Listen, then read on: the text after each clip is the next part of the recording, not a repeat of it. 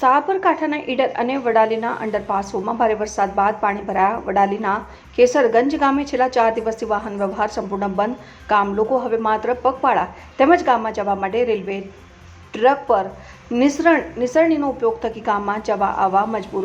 પાણી ભરાયેલા રેલવે અંડરપાસના કારણે પશુપાલકો અને ખેડૂતો થઈ રહ્યા છે પરેશાન.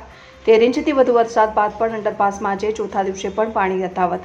રોડગેજ લાઇન હેઠળના અંડરપાસમાં વરસાદી પાણી ગ્રામીણોને હાલાકીમાં મૂક્યા. જિલ્લામાં રેલવે કોન્ટ્રાક્ટરોના બેદરકારીના કારણે રેલવે અંડરબ્રિજ મામલે ઈડર વડાલીને જોડતા અંડરબ્રિજમાં પાણી ભરાવાને કારણે આસપાસ લોકો પરેશાન. પશુપાલકો અને ખેડૂતો થઈ રહ્યા છે પરેશાન. 4 દિવસથી આખું ગામ તાલુકા મથકથી અલગ પડ્યું હોવાથી ગામ લોકોની નારાજગી. ગ્રામજનો દ્વારા પાણી બહાર કાઢવાની તાત્કાલિક માંગ ઉઠી. આવનારા સમય પહેલા અંડરપાસ માટે કાયમી ઉકેલ લાવવા માટેની માંગ.